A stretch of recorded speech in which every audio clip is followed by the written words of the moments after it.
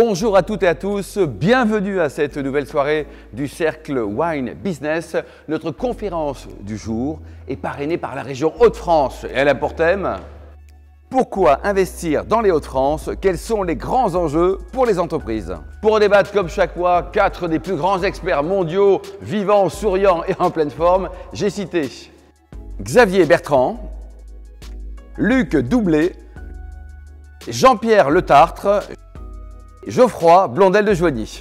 Et nous retrouvons tout de suite Xavier Bertrand, le président de cette région Hauts-de-France, pour nous parler de la cartographie et de tous les atouts de cette région juste exceptionnelle. Bon, tout d'abord, un grand merci à toutes et tous d'être nombreux pour participer à cette conférence où nous allons essayer de vous expliquer pourquoi dans la région nous nous mettons en quatre pour les investisseurs, pour les entrepreneurs.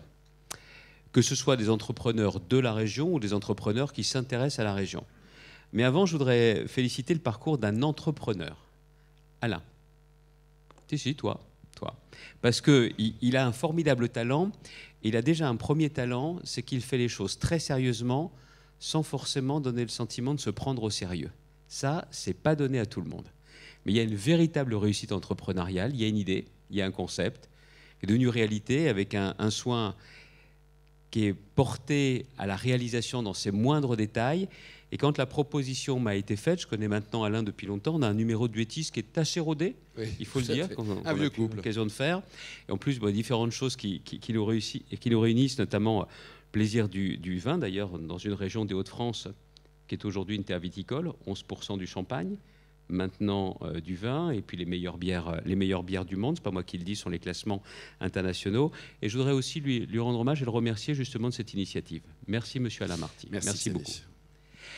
Mesdames et messieurs, si cette conférence se tient, c'est parce que je suis un responsable politique, j'étais entrepreneur à un moment donné, mais je sais une chose, c'est que ce ne sont pas les politiques qui créent les emplois. Ce sont les entrepreneurs qui créent les emplois, ce ne sont pas les politiques. Mais nous avons un véritable rôle, c'est celui de créer l'écosystème le plus favorable possible aux entrepreneurs, à la création d'emplois et à la création de richesses. Je voudrais vous parler ici en tant que président de région. Et une région, il faut savoir qu'elle a principalement 3 grandes compétences qui lui sont dévolues par la loi, qui sont ses compétences obligatoires. L'économie, les transports, les lycées. Il n'y a que les communes, il n'y a que l'État qui peuvent assumer l'ensemble des compétences. Nous avons ces 3 compétences obligatoires, l'économie, l'emploi, la formation, le développement. Les transports, alors comme on est en France, c'est pas aussi simple que ça, hein. J'ai le droit pour l'instant de faire un chèque à la SNCF et d'ouvrir à la concurrence, ce que je fais parmi les premières régions. On a les transports scolaires, les transports interurbains et les lycées, même si j'ai compétence sur l'entretien, les travaux, la restauration, mais pas sur le personnel enseignant. Donc on va vous parler de cette première compétence aujourd'hui. Et au final, j'essaye en tant que président de région de rester dans la même logique que celle d'un entrepreneur. Je suis à la tête d'une entreprise qui réalise un chiffre d'affaires d'un peu plus de 4 milliards d'euros par an, avec 8000 salariés, beaucoup moins que quand j'ai pris mes fonctions. J'ai un board à mes côtés de 15 personnes, mes vice-présidents, et j'ai 6 millions, pas seulement d'habitants, mais 6 millions d'actionnaires. Et les résultats que je leur dois, c'est de l'activité, de l'activité, de l'activité, de l'emploi, de l'emploi, de l'emploi. C'est clairement la philosophie qui est la nôtre à la tête de la région des Hauts-de-France. Et d'ailleurs, cette compétence est pour moi si importante que je n'ai pas délégué directement à un vice-président la fonction de l'industrie ou la fonction de l'économie. J'ai avec moi notamment Philippe Beauchamp, qui est mon vice-président chargé d'entreprise, la formation, mais j'assume moi-même cette responsabilité parce que c'est la première de la région et parce que dans la région qui a été le plus longtemps privée de travail avec les grandes crises, nous sommes aujourd'hui morts de faim en termes d'emploi. Alors c'est une semaine qui s'est bien engagée pour nous parce que j'ai souvent l'habitude de le dire, nous avons eu l'occasion de le dire dans la presse, Choose France pourrait très facilement être décliné en Choose Hauts-de-France parce que nous ne sommes pas la première région de France. Alors après Sa Majesté Île-de-France qui a effectivement 12 millions d'habitants, nous n'en avons que 6, nous trustons toujours la 2e place pour les investissements internationaux, toujours. Ce n'est pas moi qui le dis, c'est soit Business France, c'est soit Ernst & Young. Et cette année encore, dans les annonces qui ont été faites lundi, nous sommes toujours derrière l'Île-de-France et une région qui est choisie par de nombreux investisseurs étrangers et pas seulement étrangers. Mais encore une fois, et je le dis non pas pour rassurer mes amis présents, mais nous n'avons pas les yeux de Siemens uniquement pour ceux de l'extérieur. Nous faisons très attention également au développement endogène des entreprises qui sont sur notre territoire. Celles et ceux qui sont autour de moi connaissent encore mieux l'économie parce qu'ils sont encore dans l'activité entrepreneuriale, ce qui n'est plus le cas en ce qui me concerne. Mais je voudrais vous montrer que cette région de 6 millions d'habitants, qui est aujourd'hui entre la région la plus riche d'Europe, l'Île-de-France, et toute l'Europe du Nord, qui a une population très jeune, qui a un réseau d'infrastructures de très grande qualité, a aussi un atout formidable, c'est l'ouverture sur une façade maritime très large. Nous continuons à croire énormément à tout ce potentiel. Au final, l'ensemble de nos activités, l'ensemble de nos points forts, nous allons continuer à mettre l'accent dessus. Mais je voudrais vous expliquer, parce que si je ne me trompe pas, il doit me rester 4 minutes 15 à vue de nez, je voudrais vous expliquer l'entreprise de transformation qui est celle de la région des Hauts-de-France dans les années qui viennent. Le rôle d'un politique, le rôle d'un président de région, comme vous dans vos entreprises, c'est à la fois de porter l'attention au quotidien, mais d'avoir une vision d'avenir. La région des Hauts-de-France est une région qui a bel et bien pour objectif de se transformer, en lien avec ce qui est un phénomène qui s'impose à tous, c'est la question de cette transition climatique, de ce changement climatique. Le changement climatique nous a amenés à nous battre dans la région depuis maintenant de nombreuses années, notamment depuis 2016, pour obtenir les 2 EPR qui interviendront après Flamanville et après ceux de la Normandie. Se bat pour ça depuis 2016, les choses sont aujourd'hui engagées. C'est le mariage entre le changement climatique et l'énergie. Ce sont 8000 emplois directs. Le changement climatique, c'est aussi la logistique. Nous sommes la région qui entreprend en ce moment le plus grand chantier en France, qui est celui du canal Seine-Nord-Europe, qui va relier le bassin de la Seine au grand port du Nord. C'est un canal comme on n'en a pas construit depuis maintenant 59 ans, le dernier était en 1965, c'est un chantier de 6 milliards d'euros que pilote la région avec les départements. Ce sont 6 000 emplois pendant les travaux, c'est ensuite 15 000 emplois directs à l'issue des travaux sur la façon de booster le port de Dunkerque, le port de Lille, le port de Saint-Saulve, le bassin de la Seine et aussi 4 nouveaux ports intérieurs. Les choses sont aussi engagées, les travaux ont commencé. C'est ensuite le changement climatique et le changement qui va intervenir dans l'industrie et notamment dans l'industrie automobile. Vous savez, nous sommes une grande région automobile et ayant vu très vite quel serait le potentiel développement des véhicules électriques, je me suis dit que nous ne pouvions pas nous permettre d'avoir une transformation que nous n'aurions pas prise à bras-le-corps. C'est la raison pour laquelle nous nous sommes battus pour obtenir une des gigafactories, la première en France, c'est-à-dire des gigafactories qui seront avec un potentiel de 2000 emplois directs. C'est celle d'ACC, d'Ouvrin, dans le bassin minier. Et puis on a continué à se battre pour en avoir une deuxième, parce qu'on s'est dit que si on en avait 2, on aurait tout l'écosystème qui se mettrait en place. Et puis une troisième s'est aussi installée, et au moment où je vous parle, nous sommes à 6 gigafactories qui sont aujourd'hui annoncées, qui sont engagées. Pour certaines, la production de batteries a d'ores et déjà commencé. Nous pensions que nous serions avec un potentiel de 12 000 emplois directs. Je pense que nous finirons certainement à 18 000 emplois directs. Je ne parle absolument pas des emplois indirects. Et puis le changement climatique va amener aussi un véritable changement autour de l'économie circulaire, autour du recyclage. C'est notre nouveau chantier, parce que nous sommes persuadés que ça va nous ouvrir des perspectives importantes et qu'en termes d'activité économique, ça va nous permettre d'avoir un développement d'activité, pas seulement sur les grandes métropoles, mais sur l'ensemble du territoire de la région des Hauts-de-France. Et puis il y a aussi un autre aspect, c'est que le changement climatique va nous amener à opérer un très grand changement sur l'économie touristique.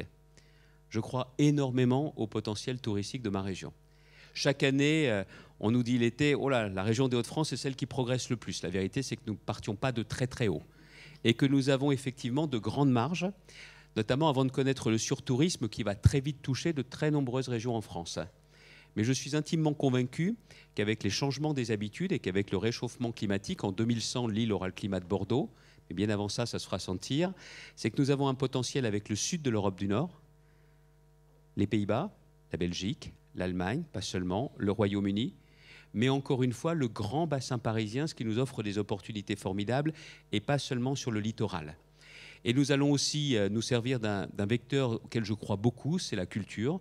La région des Hauts-de-France va devenir aussi une terre de festival d'été. Alors nous ne ferons pas concurrence à Avignon, bien évidemment, mais réfléchissons ensemble. Vous avez envie de vous rendre dans un festival Un festival où il fait 45 degrés à l'ombre, un festival où il fait 35 degrés à l'ombre. Vous ne regardez pas celui où il fait 35 degrés à l'ombre? Eh bien donc ce sera dans les Hauts-de-France. Tout ça, ce n'est pas dans 20 ans ou dans 30 ans. Tout ça, c'est aujourd'hui clairement engagé et c'est cette transformation qui va nous permettre de renforcer l'attractivité de la région. Je pourrais vous parler des services, je pourrais vous parler de l'offre de construction de logements dont nous aurons besoin dans les années qui viennent, parce que tous ces emplois, en plus, au-delà de la crise que traverse ce secteur aujourd'hui, c'est du potentiel également de développement demain. Je pourrais vous parler bien évidemment de la tech, parce que nous avons aujourd'hui de forts piliers, notamment Euratechnologies qui est à Lille. Je pourrais vous parler un peu des grandes places fortes qui sont aujourd'hui Dunkerque, Amiens et Lille. Mais je vais m'arrêter là de façon à laisser la parole à la fois à ceux qui m'entourent, qui vont vous parler un peu plus concrètement de la façon dont nous nous engageons aujourd'hui. Mais ce que je voudrais vous montrer avec cette présentation de la transformation, c'est que notre projet a besoin pour cela de se nourrir de nouvelles ambitions et surtout de nouveaux investissements et de nouveaux investisseurs. C'est bien le sens de cette rencontre aujourd'hui. Je vais m'arrêter là. On a le temps ensuite pour répondre à toutes vos questions, mais je suis très marqué, très sensible à l'intérêt que vous portez par votre présence. Et en tout cas, si d'une certaine façon, on vous donne envie de choose Hauts-de-France, eh bien justement, cette réunion aurait été réussie. Merci de votre attention. Merci Xavier. Merci Xavier. Luc, alors Luc, avant de parler des atouts de cette région, même si c'était largement évoqué par Xavier, un mot sur ton entreprise. Elle est basée dans la région et elle cartonne, non? Elle cartonne, non, elle fait des trucs en tissu, mais enfin, c'est pas grave. Oui. Pour l'instant, elle se porte plutôt bien, puisqu'elle s'occupe de tous les Jeux Olympiques, parce que nous avons gagné ces marchés sur le fait que nous étions plus éthiques que les autres. Et aussi pour autre chose qui est probablement liée à la région, c'est que quand on veut faire quelque chose chez nous, on trouve tout. C'est-à-dire que tout l'approvisionnement nécessaire et toutes les connexions nécessaires sont sur ce hub particulier qu'est la région des Hauts-de-France. Ce que je vais m'employer à vous démontrer maintenant. Absolument. Parce qu'en dehors de tout ce qu'est la région et que vient bien de vendre très bien le président, eh bien, je vais vous démontrer, moi, que c'est la région la plus pratique d'Europe. Donc, je vous ai mis ici une petite phrase que je vous laisse lire. Et pourquoi Dixon Constant? Parce que c'est la plus ancienne entreprise textile de France, qu'elle est intégrée au groupe américain Glen Raven et qu'en 2020, elle devait choisir un projet de développement de deuxième usine. Et ils avaient choisi le Portugal. C'était quasiment signé. On a réussi à les détourner de ça pour les mettre en Hauts-de-France. Nous avons réussi à les séduire. Et Eugène Delplan, qui est absolument ravi, enchanté, et ses actionnaires également, qui sont actionnaires américains. Voilà, pour vous montrer que voilà, il y a des gens comme ça qui s'installent et qui nous choisissent alors qu'ils pourraient aller ailleurs. Et pourquoi ça? Parce que nous sommes le premier bassin de consommation européen. Je vous laisse lire les chiffres qui sont là. Avec 6 millions d'habitants et 78 millions de consommateurs dans un rayon de 300 km autour de Lille. Voilà. Alors ça a l'air de rien, mais le seul bassin de consommation qui est équivalent à celui-là, c'est celui de Tokyo. En fait, on raisonne toujours Paris-centré, raisonnez Lille-centré, et vous allez voir, c'est quelque chose d'un petit peu différent. Et vous voyez qu'on a une population qui est égale à 25% de celle de l'Union européenne, 25% des États-Unis, 60% du Japon. On a également une économie qui est forte. Vous voyez, par exemple, notre PIB. Et c'est intéressant, nous plaçons toujours la région, non pas par rapport au reste de la France, mais par rapport au reste du monde. Et vous voyez qu'on a un PIB qui est un petit peu en dessous du Portugal et de la Roumanie, mais avant Berlin, avant la Hongrie et avant la région de Bruxelles. Ça représente 85 milliards d'euros de PIB. Et alors, pourquoi on a beaucoup d'investissements étrangers et dans l'économie régionale? Vous regardez, en dehors de ce qu'a dit Xavier, eh bien voilà, il y a 2000 entreprises à capitaux étrangers en région qui représentent 170 000 emplois. 8% de l'emploi salarié des Hauts-de-France provient d'entreprises à capitaux étrangers et 38% de l'emploi industriel provient d'entreprises à capitaux étrangers également. Et 84% recommandent chaudement de venir en Hauts-de-France. Pour nous, c'est extrêmement important. D'ailleurs, on organise un prix qui s'appelle le prix de l'investissement étranger, qui a lieu tous les 2 ou 3 ans et qui nous permet de récompenser les entreprises qui investissent chez nous. Et alors, pourquoi est-ce que tous ces gens viennent chez nous? Eh bien, parce que aussi, nous avons une jeunesse et nous avons de l'excellence. Nous sommes la deuxième région nous sommes numéro 2 de région la plus jeune de France métropolitaine et 31,3% ont moins de 25 ans. Par rapport à 29,5% national. Il y a 256 000 étudiants. Il y a des pôles universitaires très importants. C'est le premier pôle universitaire de France. C'est le numéro 2 en pôle d'enseignement. Et nous avons 7 universités et plus de 30 grandes écoles. voilà, qui sont répartis sur tout le territoire. Ce n'est pas concentré à Lille. Vous avez, si vous regardez, comme nous avons une économie qui est très particulière, si vous prenez Lille, il y a Lille sans doute, mais vous avez Lille, Valenciennes, Douai, Maubeuge, Arras, Calais, Boulogne, Dunkerque, on en rajoute, Saint-Quentin. Il ne faut pas que j'oublie Saint-Quentin, etc., etc. Et donc, on est une région qui est extrêmement diversifiée, et c'est pour ça qu'on a beaucoup d'universités également.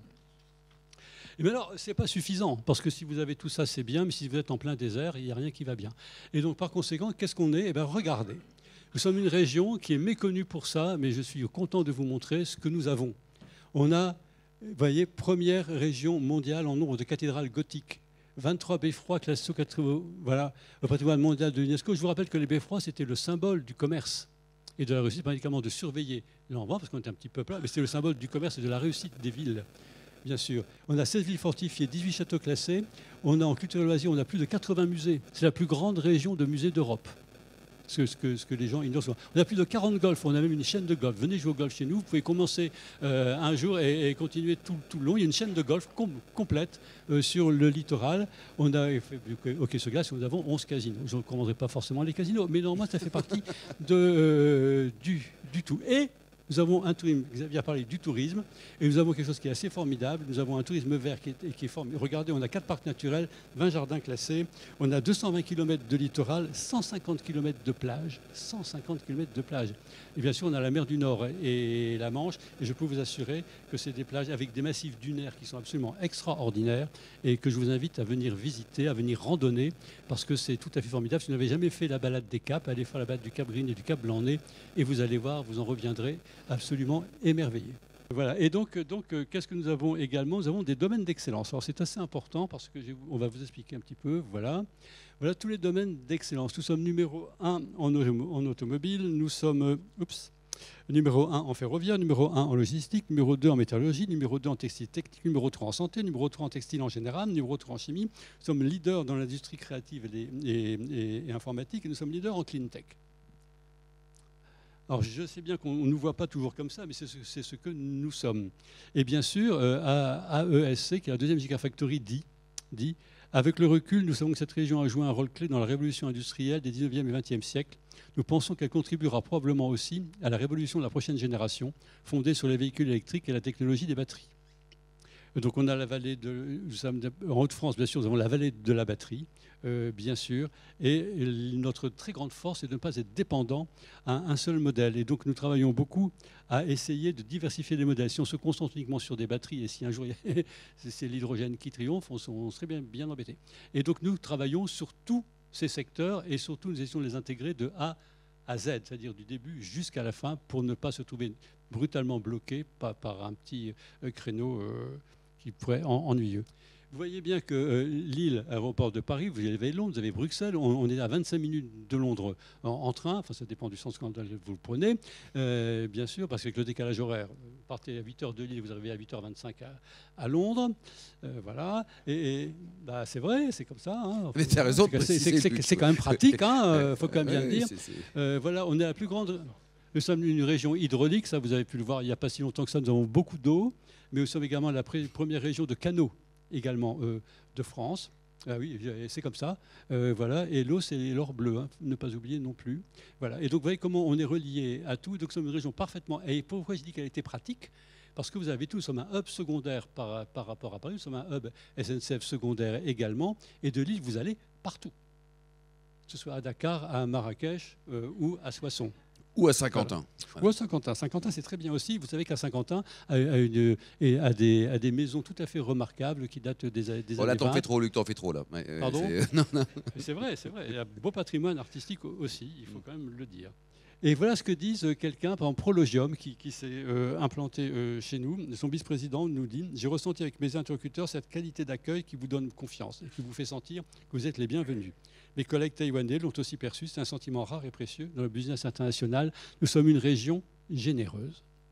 Nous avons la générosité naturelle et nous l'appliquons également dans le domaine des relations business. » Et donc Nord France Invest, qui est l'opérateur, nous remercions ici le conseil régional, nous sommes son opérateur et nous appuyons beaucoup sur le conseil régional et on est bien aidé. Voilà. Et il doit chercher à détecter et à attirer des entreprises, qu'elles soient étrangères, françaises, bien sûr, pour créer des emplois. Et ce qu'a dit le président tout à l'heure, c'est notre but, c'est de créer des emplois. Nous sommes aussi financés un peu par la CCI de région. La structure, elle est non lucrative. Nous avons 2 bureaux, un à Lille, un à Amiens, et nous avons 28 collaborateurs. Nos services sont entièrement gratuits. Et c'est quoi les services? Eh bien, je vais vous montrer. Voilà. Donc les services, voilà, donc vous avez des informations, des recherches de solutions, de l'accueil, etc. Et alors, si vous venez chez nous, si vous voulez venir et vous implanter éventuellement pour une raison ou pour une autre, nous allons devenir vous. Nous allons vous représenter partout. Nous allons être votre interlocuteur absolu. Nous allons être votre shadow people, n'est-ce pas, pour vous présenter auprès du préfet, auprès de l'ADREAL, etc. Nous allons prendre en charge tout ce qui pourrait vous embêter. Pour faciliter. Oui, un facilitateur, c'est vrai aussi, c'est plutôt ça. Et alors, nous sommes pas forcément une mauvaise agence, je ne crois pas, parce que nous avons aussi un collectif au service de votre projet. Nous avons la team Invest Hauts-de-France, service de la région, service de l'État, etc. Bien sûr, on est relié au pôle de compétitivité et les clusters. On a de nombreux partenaires. Il me reste 7 secondes. Voilà. Je suis également très content de pouvoir vous dire que nous avons été élus meilleure agence du monde il y a quelques années, avec un prix que nous avons été chercher à Denver. Et je m'arrête là parce que j'ai plus le droit de parler. Ah non, Luc, tu termines tranquillement, là, tu as 2 minutes de plus. Ah, ouf. Voilà. Bon, très bien. Donc voilà. Et donc voilà quelques références de gens qui nous font confiance. Voilà. Et le prix que nous l'avons gagné parce que IBM a dit qu'il n'avait jamais trouvé dans le monde des gens qui avaient été aussi concernés par le fait de faire une implantation. Je vous assure que c'est vrai. Moi, je remercie ici, je m'en profite pour remercier toute l'équipe de Nord France Invest qui est investie vraiment dans le bon sens du terme et qui vraiment prend en charge tous vos problèmes, le cas échéant. Voilà. Voilà, donc vous pouvez nous suivre. Hein. On a plus de 2 millions de vues sur les réseaux, etc., LinkedIn et le reste. Et voilà. Merci beaucoup, Lucas. On peut l'applaudir chaleureusement, Luc. Merci beaucoup. Jean-Pierre, tu étais venu à cette tribune quand tu étais président de EY. On a d'ailleurs organisé ensemble une très jolie conférence. Aujourd'hui, tu as plusieurs casquettes. Tu peux peut-être dire un mot sur tes différents métiers. Puis après, on parle de l'attachement. Pourquoi quand on rencontre vous tous, là, notamment Xavier, on ne veut plus vous quitter? Bonsoir à tous. Effectivement, si je suis là, c'est mon attachement à Xavier. Non, c'est mon attachement d'abord aux Hauts-de-France, puisque je suis... Ah, oui, aussi. Les deux, on va dire les deux. C'est un synonyme. Non, en fait, j'avais envie de vous parler, puisque je suis des Hauts-de-France, mais j'ai beaucoup travaillé en France, dans toute la France et dans toute l'Europe, dans mes fonctions de président d'EY France et Europe. Et au fond, j'avais envie de vous dire, en revenant dans ma région, et en y passant la plupart de mon temps et de mon activité, vous dire au fond quels sont les éléments de culture différenciante qu'il y a dans cette région versus les autres régions que j'ai pu connaître, en France notamment, ou ailleurs en Europe. Et il y a 2 points importants que je voudrais expliquer et documenter aussi, et vous le prouvez par des faits. C'est 2 choses qui sont, à mon avis, extrêmement caractéristiques de cette région et qui sont très favorables à l'implantation d'activités économiques. Il y en a 2. Il y a une culture entrepreneuriale, et je vais vous la détailler, extrêmement spécifique et forte. Et puis, il y a une culture de coopération. La culture entrepreneuriale, elle a 3 dimensions très caractéristiques. Elle est d'abord extrêmement forte et résiliente. Résiliente parce que cette région, elle a connu quand même de multiples crises. Vous savez qu'avant-guerre, dans le textile, région reconnue était leader mondial du textile, il y avait à l'époque, avant-guerre, 100 000 ouvriers textiles à Roubaix. 100 000 ouvriers textiles à Roubaix. Et on a passé cette crise et on a recréé d'autres activités dans l'automobile, on l'a dit, dans la distribution, mais pas que, aussi dans les techs, tu l'as évoqué avec notamment Euratechnologies, dans la logistique. Et donc on est des gens qui sommes capables de surmonter les crises et de rebondir. Et les crises que nous avons devant nous, notamment l'environnement, si on était une des premières régions à lancer notamment REV 3, qui est le premier programme en fait de lutte contre, pour résoudre les questions de l'environnement lancées dans une région, c'est dans les Hauts-de-France, sous l'impulsion du président de région et de ton prédécesseur sur la décarbonation, entre autres. Donc on est une région forte, et forte aussi parce qu'on a des très grands groupes. Il y a peu de régions qui ont des grands groupes de taille internationale, alors Decathlon, Auchan, Le Safre, Roquette, qui sont des leaders mondiaux, qui ont leur siège dans les Hauts-de-France. Et peu de régions ont ça.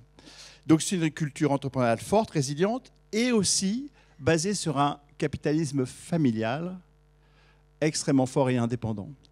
Les grandes boîtes dont j'ai citées, ce sont des entreprises qui sont toujours à capitaux familial et auxquelles ils sont très attachés. Organisant d'ailleurs, on est souvent cité en exemple en termes d'organisation du capitalisme familial. Et c'est vrai bien entendu pour le groupe Mulliez, mais c'est vrai aussi pour tous les autres que je vous ai cités, avec cette volonté de garder une indépendance et un centre de décision dans les Hauts-de-France. L'autre point aussi de cette culture entrepreneuriale, je vous ai dit puissante, résiliente, familiale, mais c'est aussi un entrepreneuriat social versus engagé. Et ça nous vient de notre histoire. Vous savez que c'est dans les Hauts-de-France qu'a été créé le 1% logement, les allocations familiales, tous ces éléments-là d'engagement auprès de nos salariés a été créé dans les Hauts-de-France. Ces idées sont nées dans les Hauts-de-France. Mais ça continue aujourd'hui. Et j'ai voulu prendre quelques éléments qui montrent à quel point on reste un capitalisme social engagé. Je prends un exemple. Vous connaissez tous Great Place to Work. Le baromètre de la satisfaction. De fidèles membres du club. Fidèles membres du club. Eh bien, on a toujours des entreprises classées dans le top 10 du Great Place to Work. Au moins 2 à chaque fois. Un autre baromètre que vous connaissez peut-être moins, mais qui est très connu aussi, c'est Glassdoor, qui mesure aussi la capacité managériale des entreprises. Eh bien, on a dans le top mondial toujours 2 entreprises qui sont classées dans les 10 premières de Glassdoor, à côté de Google, Apple, etc. Ce qui montre qu'on a cette force ou cette histoire d'entrepreneurs engagés sociaux à continuer et perdurer et continue à agir dans notre façon de manager nos entreprises. Donc une culture entrepreneuriale forte, résiliente, engagée. Et je voulais vous dire un autre élément aussi, c'est cet esprit de coopération.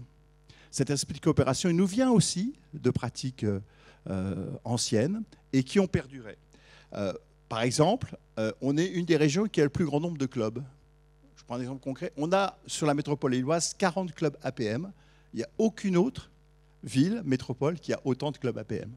C'est un fait concret. Je peux vous en citer encore d'autres exemples. C'est coopération entre entreprises, mais aussi coopération avec le politique et les collectivités locales. Je voudrais venir là-dessus parce que cette coopération, elle existe depuis longtemps. Elle a existé avec des pouvoirs politiques de gauche et moins de gauche, comme maintenant. Mais à l'époque d'un Mauroy ou d'un Percheron, le monde économique collaborait avec des Mauroy et des Percherons pour développer des projets, pour développer des infrastructures, pour développer des investissements. Aujourd'hui, on le fait avec un Xavier Bertrand. Et je peux vous citer un exemple concret que j'ai vécu avec Xavier Bertrand tout au début où j'ai repris mes activités dans le Nord. Je voulais créer un fonds d'investissement dans le cadre de mes activités d'IRD, un fonds d'investissement d'entrepreneurs au service des entrepreneurs pour aider les PME et les ETI à se développer. Je rassemble quelques familles d'entrepreneurs qui sont d'accord pour mettre de l'argent dans le fonds. Et puis j'appelle Xavier. Je dis, Xavier, est-ce que la région serait prête à rentrer dans ce fonds, sachant que tu viens créer un effet de levier, mais tu n'as aucun pouvoir de décision, c'est les entrepreneurs qui l'ont. J'étais au téléphone avec lui en train de faire mon plein d'essence, parce qu'il m'avait rappelé, et il me dit oui, pas de problème. Et on a créé ensemble le FE2T. C'est ce que j'appelle cet esprit, cette culture de coopération. On n'a pas passé des heures et des heures entre nos différentes équipes pour essayer de construire. Non, on l'a fait sur un coup de téléphone et on l'a mis en œuvre et ça fonctionne. Cette culture de coopération, elle est très forte dans un monde de défis immenses. Si on ne collabore pas entre le monde économique et le monde institutionnel, on ne s'en sortira pas. Et nous, on a cette pratique, on a cette confiance, bien au-delà des convictions politiques des uns et des autres, même si j'ai des convictions politiques proches de Xavier, mais ce n'est pas ça qui fait notre coopération. Donc voilà, ça c'est cette culture de coopération que je voulais vous signaler. Et d'ailleurs, il y a un outil qui est la machine à coopération, que j'ai la chance de présider, qui est Entreprises et Cités, qui est au fond aussi une plateforme qui existe depuis de nombreuses années et qui est en fin de compte cette fabrique de coopération, là où les gens se réunissent et où les entreprises entre elles, les entreprises et leurs salariés, les entreprises et leurs salariés et les collectivités locales et institutions travaillent ensemble pour développer des produits comme celui que je viens de vous citer pour un fonds d'investissement, mais je pourrais vous en citer beaucoup d'autres. Donc c'est ce que j'appelle, et j'aime dire ça, c'est qu'au fond c'est une région qui a l'art de coopérer. Et franchement, vous êtes tous originaires, j'imagine, de plusieurs régions, moi je les connais bien, je ne connais pas d'autres régions qui ont ce niveau d'entrepreneuriat et de coopération. Et ça, quand vous venez vous investir dans une région, c'est très important. Parce qu'on joue collectif. On sait passer le ballon, pour reprendre des images du foot. On sait passer le ballon et on sait marquer des buts. Parce qu'on a cette pratique, cette culture qui est guidée par une conviction commune qui est il faut une économie dynamique, ambitieuse et aussi responsable. Et pour ça, il nous faut des entreprises sur ce territoire. Et d'autant plus aujourd'hui qu'on a pas mal de défis de révolution. On ne va pas faire l'ensemble des investissements qui sont décidés dans cette région sans cette coopération. Xavier vous a cité un certain nombre d'investissements. Moi, je peux vous dire que j'ai fait l'addition. Quand on additionne les gigafactories, les EPR, le canal, on a, dans les 10 à 15 ans qui viennent, 60 milliards d'investissements qui aujourd'hui ont été décidés sur un territoire qui va de Lille à Dunkerque, Dunkerque à Arras, Arras-Maubeuge, en gros. 60 milliards d'investissements, 65 000 emplois. Ça ne se fera pas comme ça. Ça ne se fera pas s'il n'y a pas une vraie coopération entre le monde politique, les institutions et les entrepreneurs. Et ça, on sait le faire. Et je dis souvent que quand on se réveillera dans 10 ans, on aura une région qui sera très différente. Parce que d'abord, on sera aussi une région touristique, mais qu'on sera devenu une grande région industrielle en Europe. Voilà pourquoi n'hésitez pas à investir. 7 secondes, tu peux... Ah, j'ai fini, j'ai encore 7 secondes. Oui. Bah, j'ai envie de dire, venez donc. Hein. J'ai déjà viendé, mais merci Jean-Pierre. Venez, tu te venez dans notre région. Mais je crois que tout ce que vous avez dit, Luc, est très important. Mais les éléments culturels que j'ajoute sont essentiels aussi parce que c'est notre façon de travailler. Merci Jean-Pierre. Alors, on peut l'applaudir chaleureusement aussi. Donc Geoffroy, tu vas nous raconter une belle histoire. Il y a beaucoup de belles histoires entrepreneuriales dans notre France. Toi, tu l'illustres. Alors, ça commence pas sur la plage du Touquet, mais ça commence à La Baule. Tu as 3 ans et tu es ton associé actuel. Oui, tout à fait. Alors, je suis avec mon associé qui est au fond, Kylian Oneil. Il est où, Kylian ? Il est là. Il est là. Enfin, un Kylian qui marque. Alors, oui. Voilà, tout à fait. Alors, à La Baule, c'était sur les plages de Saint-Malo. Tout à fait. Ça va, Xavier. Sur les plages de Saint-Malo à l'âge de 3 ans. Et en fait, donc, Kylian est un ami et on a cofondé Nature Opéra. Un peu plus tard quand même, non ? Un petit peu plus tard, oui. Tout à fait. Donc Nature Opéra, qu'est-ce que c'est ? C'est une société, PME il y a peu encore, qui a décidé de changer la consommation autour de produits d'hygiène bébé, d'hygiène féminine, qui soient sains, qui soient locaux, qui soient de fabrication donc française, d'origine avec des matières qui sont d'origine française et qui soient accessibles à tous et pour tous. Nous sommes présents dans le réseau bio, dans le réseau JMS, en pharmacie, et nous avons des marques de couches, nous avons des marques d'hygiène donc féminine qui s'appellent Tidou, Caribou ou alors Tadam. On a eu des grands moments, donc parce qu'on a grandi. Et il y a 1 an et demi, nous avons pris cette décision puisque la société grandissait. Nous étions une centaine de salariés et nous réalisions environ 40 millions d'euros de chiffre d'affaires, de lancer, d'ouvrir en fait notre usine de couches. On ne connaissait rien à la couche, rien à l'industrie.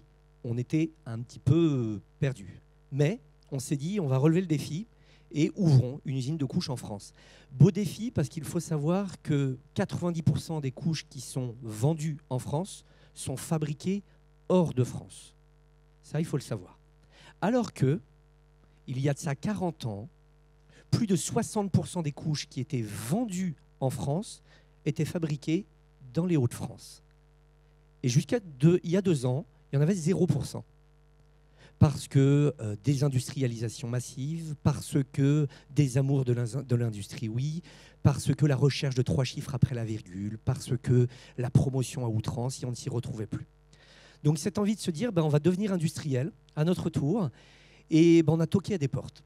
Alors on a eu la région de Dijon, on a eu la région de Rouen, on a été du côté effectivement des Hauts-de-France, et on a découvert une belle entité qui était là pour nous aider et qui nous a dit venez, Nord France Invest, et qui a dit on va vous aider dans cette aventure. On va vous aider à trouver un site, On va vous présenter en fait avec, auprès de la région, auprès des administrations, auprès de l'ADREAL. On va vous aider dans vos normes ICPE. On a même à un moment le sous-préfet qui est venu nous donner un coup de pouce parce qu'il y avait des problématiques qui nous dépassaient totalement. Il y a eu la maison de l'emploi, Proche Emploi. Il y a eu des aides pour réaliser des speed dating, pour retrouver rapidement en fait, des salariés. On a envoyé nos salariés nouvellement embauchés se former grâce à l'aide de la Maison de l'Emploi et Proche Emploi et Pôle Emploi qui nous ont financé des formations pour justement qu'ils se forment en Italie chez notre fabricant de machines de couche, puisqu'il n'y a plus de fabricant de machines de couche en France. On a eu voilà, cet accompagnement qui s'est fait et qui nous a permis en fait déjà de bien dormir et de s'assurer effectivement que notre business pourrait se développer et qu'on pourrait devenir industriel. Et donc il y a 1 an et demi, nous avons lancé notre usine de couches, donc qui peut-être apparaîtra sur l'écran. Ah ben, très bien. 18 000 mètres carrés qui ont été lancés, une machine de couche d'environ 40 mètres de long. C'est un investissement de 15 millions d'euros. C'est 800 couches à la minute, c'est 14 couches secondes, c'est du popcorn. Et ben, très rapidement, on se dit il faut un savoir-faire. Et on a eu cette chance en fait de, pareil, avoir toutes les administrations qui se sont mis là, qui se sont battues pour venir vraiment nous épauler. Donc on a eu bien évidemment la chambre de commerce qui nous a aidés, qui nous a trouvé en fait un directeur d'usine. Nous avons eu après des formations parce que le vrai problème qu'il y a pour ceux qui sont industriels, c'est aussi la logistique. Et dans les Hauts-de-France, il y a un vrai savoir-faire logistique, une vraie connaissance. Donc on a eu des personnes qui sont venues, qui ont été recrutées par en fait Pôle Emploi, qui ont été formées par Pôle Emploi. Et même, on a eu leur CACES, qui est en fait leur permis de conduire, on va dire, vous savez, de chariot élévateur, qui ont été financés par Pôle Emploi pour que l'on ait en fait des personnes qui puissent être opérationnelles au moment où elles mettaient le pied dans l'usine. Ce n'était pas on vous laisse les gens, formez-les, débrouillez-vous. Non, non. C'est vraiment pas ce que l'on a ressenti dans la région. Il y avait vraiment cette volonté d'aider. Et cette volonté d'aider, c'est une vraie déclaration d'amour, hein, comme vous pouvez voir. Et cette volonté d'aider, on la retrouve aussi, c'est vrai, auprès des mairies, au plus près de nous, en fait. Le maire de Lens, le maire de Liévin, le maire de Bully-les-Mines, là où nous sommes, ce sont des personnes qui, bien évidemment, viennent nous voir régulièrement pour dire « Tout va bien, en quoi je peux vous aider? Est-ce que je peux donner un coup de pouce ?» Et ça, il y a une vraie culture, en fait, du soutien, de l'entraide. Et aujourd'hui, on est content parce qu'on a lancé cette usine. Donc maintenant, nous sommes passés de PME à ETI. Nous sommes 150 salariés en tout, avec le siège et l'usine. Nous réalisons 80 millions d'euros de chiffre d'affaires, désormais. Nous avons une double labellisation RSE, on en est content. Nous faisons partie de la communauté de la French Fab et de la communauté du Coq Vert de la BPI.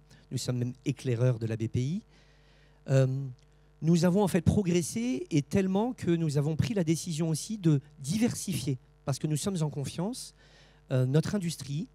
Et donc nous allons, dans peu de temps, faire venir une nouvelle machine pour en fait être la 2e région de France, du moins, à produire en fait des carrés de coton. Parce que ça paraît bête, mais les carrés de coton, c'est plus de 90%, hein, désolé, c'est toujours le même chiffre, mais qui sont fabriqués hors de France. Il n'y a qu'une usine en France. Ben, on sera la 2e. Et on va en fait étoffer ça parce que ça nous semble important. Aujourd'hui, on a un rôle en tant qu'entreprise. Et à partir du moment où on a des aides, des facilités, des soutiens, eh bien, il faut oser. Alors, on ne le fait pas seul aussi parce qu'il y a un grand réseau dans les Hauts-de-France. Alors, un grand réseau, on peut avoir les Forces françaises de l'industrie, FFI. On peut avoir Gilles Attaf, d'ailleurs. Tout à fait. Absolument. On peut avoir, bien évidemment, le MEDEF, local, régional, départemental.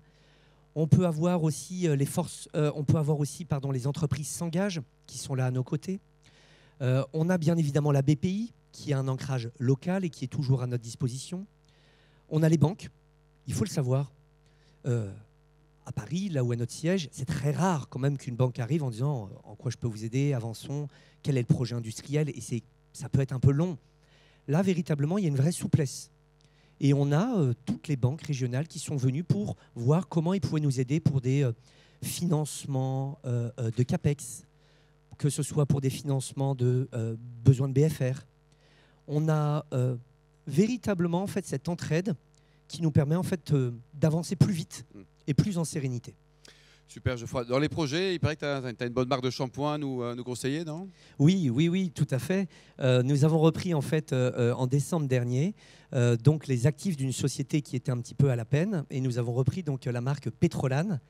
La marque Pétrolane, voilà, qui est la marque la plus vieille, la plus ancienne de shampoing européenne. Qui ne connaît pas Pétrolane, là, quand même, C'est pour ça. voir l'âge moyen des spectateurs, là, voilà, ouais.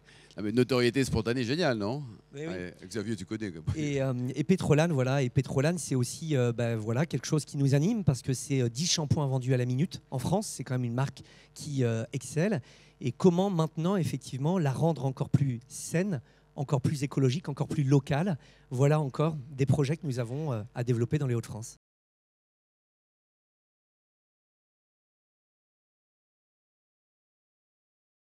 Comme nous, on va aussi au grand international, on a beaucoup également d'Américains, etc. Et donc, nous développons actuellement les relations le plus possible avec l'Allemagne et également avec la Hollande. Parce que les Hollandais qui ont moins de territoire cherchent à se développer aussi et nous essayons de les attirer chez nous. Et de toute façon, sur le plan, si on reprend l'histoire, vraiment, nous faisions partie de cette région des Flandres. Oui. Là-haut. Et c'est naturel. Il y a quelque chose qui est naturel. Mais qui était le chef? C'était la Bourgogne ou la Flandre à l'époque? C'est-à-dire qu'il y avait le duché de Bourgogne et avait la Flandre, sauf que si on lit un livre que je vous recommande, d'ailleurs, qui s'appelle Les Téméraires, qui est un livre extraordinairement intéressant pour comprendre un peu la région, on finit par comprendre que c'est la Flandre qui possédait le duché de Bourgogne et pas l'inverse. Parce que la Flandre à l'époque était la région la plus riche du monde. Xavier, un commentaire peut-être sur la génétique internationale et naturelle de la région? Alors, c'est vrai qu'on a des relations plus intenses avec nos voisins immédiats.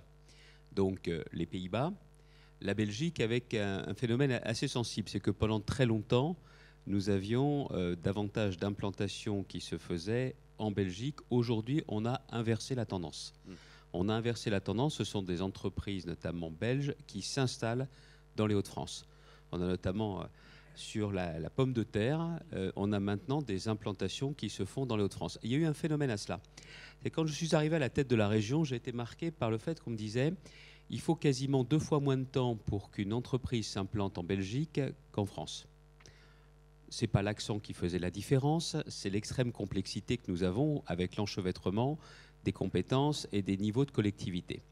Et donc, on s'est mis un défi, c'est que nous devions absolument réduire les temps d'installation. Et nous avons mis en place dans la région une spécificité qui s'appelle le contrat d'implantation.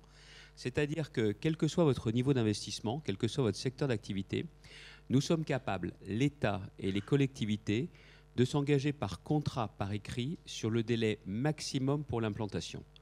Et je le dis, il suffit de demander à celles et ceux qui sont venus s'installer dans les Hauts-de-France. Nous sommes aujourd'hui la région la mieux disante. Même la loi industrie verte, d'ailleurs ça a été dit par le ministre Lescure et également par le patron de Business France, se sont inspirés de ce que nous faisons et nous veillons à rester meilleurs que ce que la loi impose. On n'est pas des magiciens, mais la seule chose c'est que nous avons réussi à avoir un partenariat très étroit avec l'État et avec les collectivités. C'est-à-dire que chacun, quand il y a un porteur de projet, chacun travaille en parallèle et non plus de façon successive pour l'implantation. C'est ce qui nous permet à chaque fois d'aller beaucoup plus vite. Et encore une fois, on ne s'engage pas verbalement, on s'engage par écrit. On a aussi noué un nouveau partenariat avec les Pays-Bas pour justement travailler davantage avec eux et favoriser les implantations. On a bien évidemment avec l'Allemagne 2 régions qui sont un peu nos régions jumelles. Et puis il y a un sujet sur lequel on a cru depuis bien longtemps, c'était le Brexit, en partant du principe que quand le fog du Brexit se dissiperait, eh bien pour avoir un label européen, nos amis britanniques viendraient chez nous. On a mis du temps, parce que politiquement, économiquement, on ne peut pas dire que le fog se soit dissipé très vite. Aujourd'hui, on commence vraiment à voir les premières retombées de cette stratégie. Bien évidemment, si c'est sur la finance, c'est Francfort ou c'est Paris, mais sur un certain nombre d'activités, sur des family office, sur des fonctions support, mais aussi sur de l'industrie ou de la logistique, on commence à toucher maintenant les dividendes de cette stratégie. Et puis on a une nouvelle orientation qu'on va prendre avec NFI, notamment à l'automne, c'est avec le Japon, où nous sommes persuadés qu'il y a aussi de vraies perspectives de développement. On a chez nous Yamaha, On a chez nous Toyota, on a aussi nombre d'investissements et on est persuadé que ce seront aussi de très bons ambassadeurs pour nous. Geoffroy, le contrat de confiance dont parlait Xavier, tu le confirmes, l'agilité également, la réactivité, tu l'as vécu ça? Oui, oui, tout à fait. Je l'ai vécu et par exemple, j'évoquais une norme ICPE. C'est vrai que nous avons repris un entrepôt logistique. C'est un peu technique, mais certains, je pense que ça leur parlera. Et en fait, on change la norme puisqu'en fait, on se retrouve à prendre un bâtiment logistique qui va devenir un bâtiment de production. On le sait que ça prend énormément de temps. Combien de temps en général? En général, ça peut prendre 12 à 16 mois. Et là, combien de temps? Et là, nous 3 avons jours. mis, je pense, moins de 12 mois, sachant qu'en plus, il faut s'investir, il faut louer le bâtiment pour avoir la déclaration et en fait pour avoir en fait le changement d'ICPE. Donc c'est-à-dire que tu commences en fait à louer ton bâtiment sans savoir si on va avoir ou pas. Et là, il y avait un accompagnement qui était assez intéressant où on a réussi à aller à un moment, il y avait une inquiétude, des interrogations. On avait un lien privilégié avec l'Adréal, on avait local, on a eu aussi un lien privilégié avec la préfecture qui était là pour vraiment répondre à nos questions, pour essayer de nous faire gagner du temps et trouver en fait des solutions. Donc il y avait un vrai esprit d'équipe, c'est ça que tu veux dire. Tout à fait. Deuxième question, il y a aussi, Alain, si tu me permets.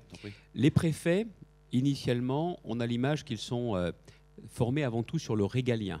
Oui. Sécurité publique, toutes ces fonctions-là.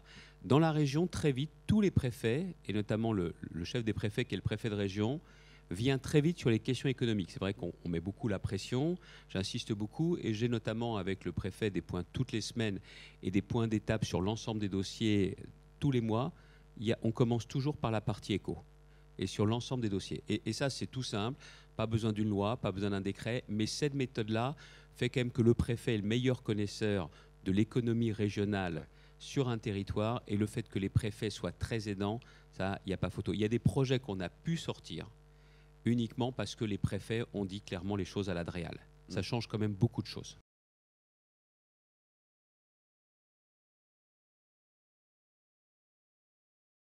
C'est vrai qu'on a un pôle de formation très important sur l'ensemble de la région. On est, je crois, la seule métropole, si je parle de Lille, qui a 2 grandes écoles de commerce, classées dans le top 5 ou 6.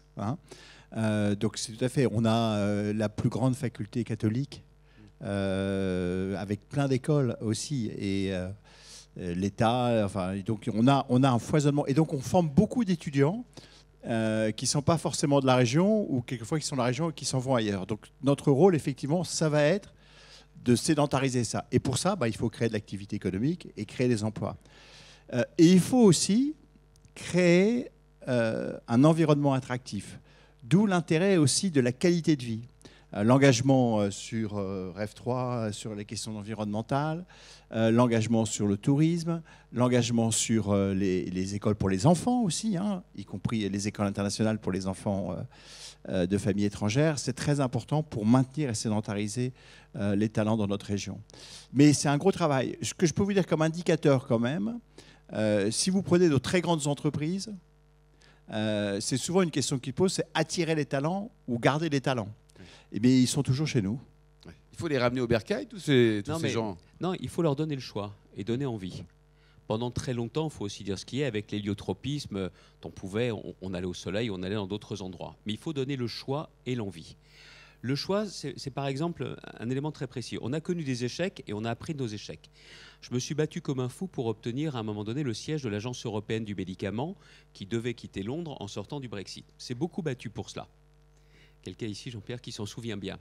Et on n'a pas obtenu, pour différentes raisons, mais il y avait une raison. Je me suis rendu à l'époque avec Martine Aubry pour vendre la région, pour vendre la métropole lilloise. Et la question qui nous a été posée, mais bon, c'est sympa, Lille, c'est vraiment une très belle ville, on y est passé des week-ends, mais comment on fait pour nos enfants? Est-ce qu'il y a une école européenne et une école internationale? Or, nous avions début d'une formation de l'école privée et il nous manquait cela. Je me suis dit que si on voulait justement attirer des sièges, il fallait clairement qu'on finance un tel équipement. Ce n'est pas du tout les compétences de la région, mais on a mis beaucoup d'argent et aujourd'hui, cette école internationale nous permet justement de faire venir des cadres internationaux, européens, pour le siège des grandes entreprises. Et Jean-Pierre l'a dit, c'est aussi un choc d'offres qu'il nous faut, c'est-à-dire des opportunités. Et clairement, à partir du moment où on est capable d'avoir des structures de formation, y compris pour les jeunes, y compris des formations supérieures. Et puis aussi dans les secteurs nouveaux qui vont se dessiner. On a beaucoup parlé d'industrie ce soir, mais Lille est véritablement un joyau en termes de services. Ça a été dit, relié à Londres, mais relié aussi à Paris et pas seulement. Là, on est en train aujourd'hui de changer clairement la donne. Et là où il me reste beaucoup à faire, je ne vous le cache pas, c'est sur la question de l'attractivité pour clairement donner envie. Et c'est pour ça qu'on met le paquet sur la culture, que Lille est devenue également, avec l'action de la région, le lieu du festival mondial des séries, Sérimania. On est en train de créer, notamment en matière culturelle, un institut justement pour la photo, qu'on a aussi notamment l'Hilarius, qui va être un rendez-vous mondial sur notamment les questions de l'humour et de l'humour francophone. C'est de compléter justement cette offre dans la dimension qu'évoquait Jean-Pierre. Et je me permets de rajouter un point avec un autre exemple de coopération, puisque tu évoquais l'image, le cinéma, l'entertainment, c'est qu'on a... Golf, 40 golf. Ouais, on vient de créer un nouveau fonds avec des entrepreneurs et la région dédié aux ICC, donc aux industries créatives et culturelles, qui cherchent à financer, parce qu'il y a beaucoup, il y a la pleine image, il y a pas mal d'entreprises qui tournent autour de l'image et du film et du cinéma, pour justement aider des entreprises à se développer et à s'implanter dans ces secteurs-là, qui est un secteur extrêmement attractif et porter un développement très important.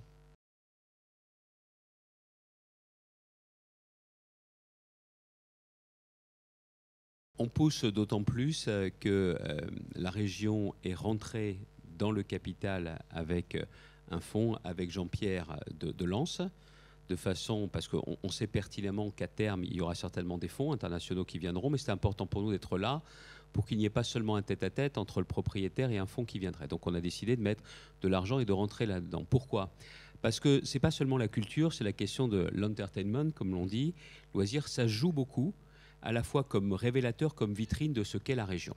Alors vous avez raison, il y a le foot avec 2 clubs phares, Lille et Lens, qui tous deux joueront la Coupe d'Europe.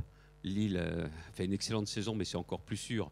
Depuis hier, ça sera la Ligue des Champions. Et Lens, ça se jouera dimanche soir pour savoir si on joue bien directement la Ligue Europa Conférence. Il y a le basket, où nous avons 3 clubs qui seront dans l'élite Betclic Elite, dont 2 jouent les playoffs et seront certainement européens.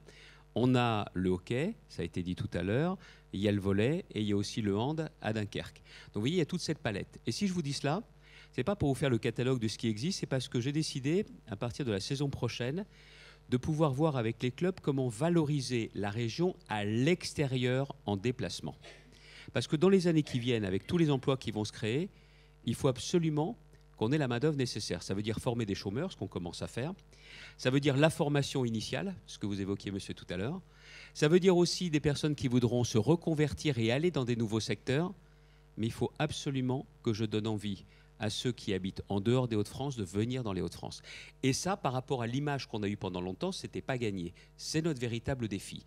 Donc il y a, je l'ai dit tout à l'heure, l'évolution de l'image, le tourisme, la culture, mais aussi le sport. Et notre idée, c'est de proposer aux clubs de sport un partenariat renforcé, c'est-à-dire mettre un peu plus que ce que nous mettons aujourd'hui avec des contrats d'image, pour vendre également l'image de la région à l'extérieur et en déplacement, et notamment auprès de profils industriels lors des soirées, notamment des soirées d'après-match. Ça fait partie des discussions que nous allons avoir dans les semaines qui viennent avec l'ensemble de ces clubs sportifs.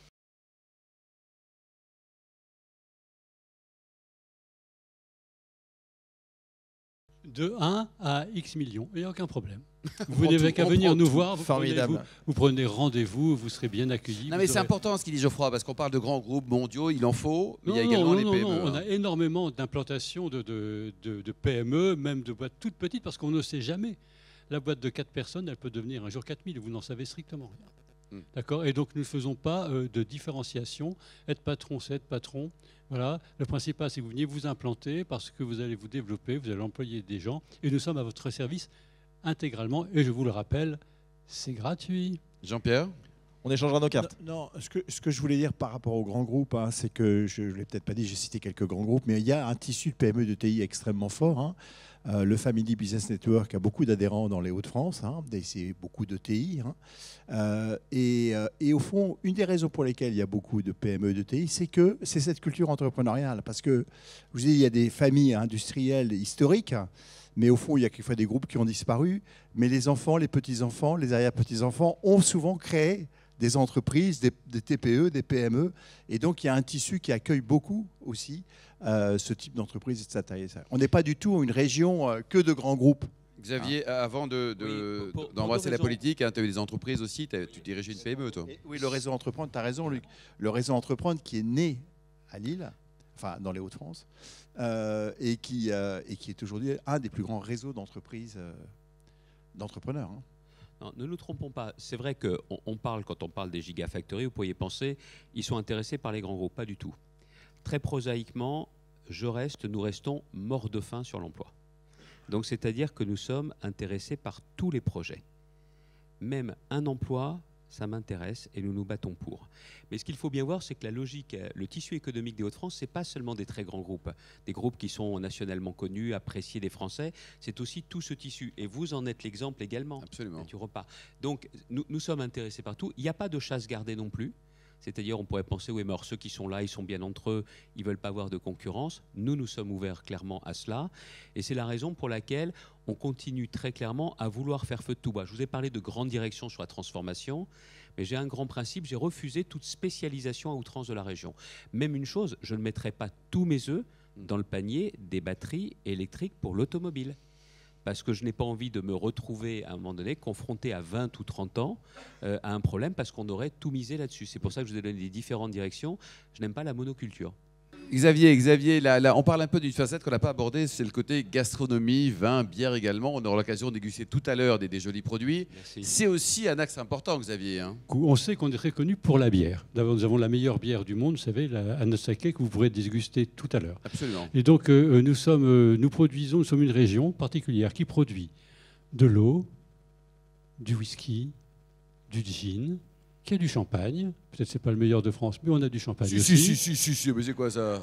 Non, mais c'était très exprès. bien jusqu'à maintenant, Je l'ai fait exprès. C'était vraiment très bien voilà, jusque-là. Bien, voilà.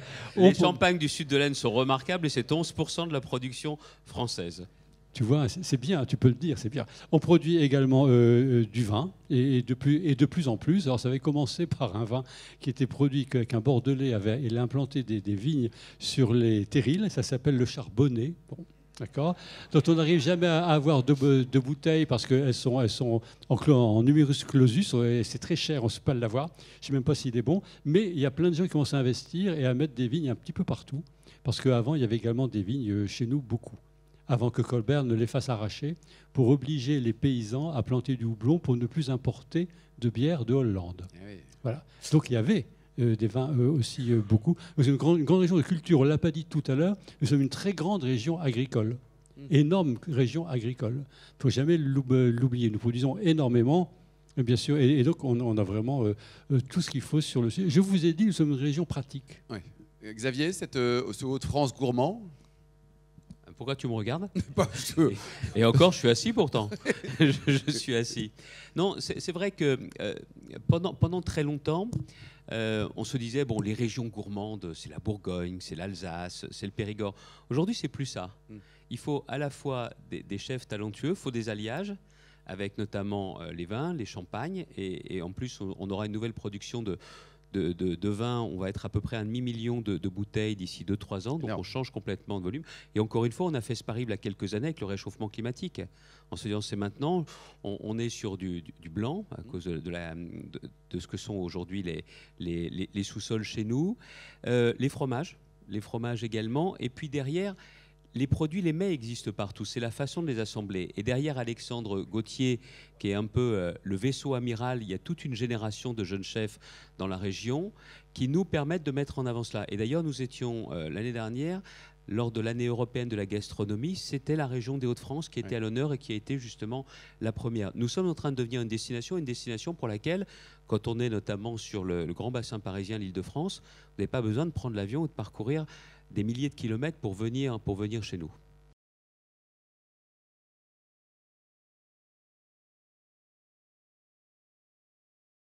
Chez nous, c'est facile. Et ça a été dit tout à l'heure, c'est aussi sympa. Vous savez, il y a un adjectif qu'on accole à l'action politique chez nous, c'est efficace. Je le dis souvent, on peut être sympa, mais c'est l'efficacité la clé. Et je pense sincèrement qu'il y a aussi l'efficacité se nourrit de réactivité. On a un circuit très très court pour prendre les décisions, notamment sur les implantations, sur les extensions. Circuit très court, il se fait, allez, vous voyez les 5 doigts, il y a 5 personnes en définitive à la région qui travaillent sur ces questions et qui décident vraiment. Ça vous garantit une très grande réactivité. Vous avez un projet d'extension, on sait vous répondre. On sait vous répondre. Vous savez pourquoi ? Je ne suis pas un magicien, mais on se met à la place, et je reviens à ce que j'ai dit tout à l'heure, j'essaye de retrouver l'âme d'entrepreneur qui était la mienne. Il y a deux, trois points sur lesquels je voudrais insister, parce que c'est vrai aussi dans les services et dans les services de la tech dans les années qui viennent. Dans la région, on trouvera aussi un accès à l'énergie qui sera facilité. On a aujourd'hui de véritables partenariats, que ce soit pour les branchements et pas seulement pour l'industrie, mais aussi, on le verra bientôt, avec les serveurs qui sont dévoreurs d'énergie. Dans la région, et c'est aussi pour ça qu'on s'est battu pour les EPR, on aura cette disponibilité et on a des conditions de raccordement bien inférieures à ce qu'ils peuvent être ailleurs. Le contrat d'implantation, la forme de guichet unique que ça représente est aussi un atout clé pour nous. Il y a aussi un autre aspect. Nous finançons des formations sur mesure, on fait du sur mesure. Vous trouvez chaussures à votre pied dans les écoles qui existent, dans les CFA qui existent, très bien. Vous avez besoin de former par vous-même ou d'envoyer vos futurs salariés en formation dans une usine à l'autre bout du monde. Nous participons aussi à la formation, ça s'appelle du sur-mesure. Et il y a aussi un autre point dont vous avez beaucoup entendu parler. Beaucoup d'élus, beaucoup de présidents de région râlent aujourd'hui sur la loi zéro artificialisation nette. En disant ils veulent réindustrialiser, il n'y a plus de terrain. C'est vrai, mais dans les Hauts-de-France, il y en aura plus qu'ailleurs. Et je vais vous dire pourquoi. Non, parce que ce soit le canal, que ce soit les gigafactories, tout ce qui est autour du grand port maritime de Dunkerque, je parle sous le contrôle de François Lavallée, je me suis battu pour que tout ceci ne soit pas comptabilisé au niveau de la région, mais au niveau national. Ça ne rentre pas dans ce compte régional. Et d'autre part, nous sommes en train aussi d'avoir tout un plan pour dépolluer les friches que nous avons, ce qui va nous donner à la fois plus de disponibilité que les autres et plus de rapidité pour disposer de foncier. Nous avons aussi constitué une enveloppe régionale, ce qui va nous permettre, dans les années qui viennent, quand il y aura des projets, de pouvoir continuer à offrir du foncier disponible. Ça, c'est aussi un atout. Je souhaite que le plus rapidement possible, cette loi évolue, mais en tout état de cause, telle qu'est la loi aujourd'hui, nous resterons, je le pense et j'en suis convaincu, mieux disant en la matière. Geoffroy, tu réponds quoi, Léa? Alors, c'était en un mot. Là c'est vrai qu'il y a eu plein de bons il ne reste plus grand-chose à dire, mais bon. Ah, voilà. Que dire? Non, je dirais l'entraide. L'entraide, que ce soit entre entrepreneurs, entre chefs d'entreprise. Il y a vraiment un grand nombre de réseaux. Et à partir du moment où il y a un problème, même entre concurrents, ça nous est arrivé en fait d'aller visiter des usines qui avaient un métier assez proche d'une autre, avec des clients communs. Et pour autant, en fait, on s'invite pour en fait apprendre de l'autre. Et il nous arrive en fait de nous entraider quand il y a un problème d'embauche, quand il y a un problème technique, quand il y a un problème autre. Et ça, c'est un vrai tissu entrepreneurial extrêmement fort dans la région. Le réseau, l'entraide, le networking. Luc? Nous avons la générosité naturelle. Oh, c'est beau ça. Et le bouquin s'appelle Téméraire, c'est ça? Les téméraires. Les bien téméraires, sûr. quoi. Jean-Pierre? C'est Léa qu'il faut convaincre. Hein. Ah, ouais. Nous autres, on s'en fout. Hein. C'est Léa. Moi, j'avais envie de dire aussi sur cette question de l'accueil. On parlait de l'entraide, des réseaux. Je vous ai dit tout à l'heure qu'on est sûrement une des régions sur lesquelles il y a le plus grand nombre de réseaux, divers et variés. Hein. Mais il y en a aussi au niveau des familles. Et je veux dire que l'accueil dont on vous a parlé au niveau de l'entreprise, il existe aussi au niveau des familles. Et ça, c'est important aussi, parce que quand vous déménagez pas uniquement votre job, vous déménagez aussi votre famille. Et que ce soit au niveau des écoles, au niveau des amis, au niveau des relations humaines, il y a une vraie collectivité qui se crée autour des gens qui viennent dans notre région.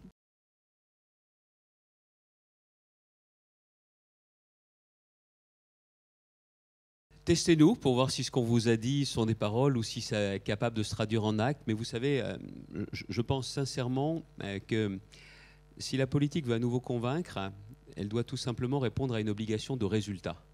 Et je pense que ce que nous avons en commun et ce que nous essayons de faire tous ensemble avec cette task force, il y a énormément, vous l'avez compris, de proximité, c'est que pour nous, il y a cette obligation de résultat. C'est pas de dire, c'est de pouvoir faire. Les chiffres parlent un peu pour nous, mais les chiffres d'hier, c'est hier. Absolument. Et on a besoin de convaincre, que ce soit Léa, que ce soit d'autres. Donc très clairement, si vous avez des projets, interrogez-nous. Regardez-nous et vous verrez si nous sommes capables de vous convaincre et de vous donner envie justement d'investir dans les Hauts-de-France et de choose Hauts-de-France.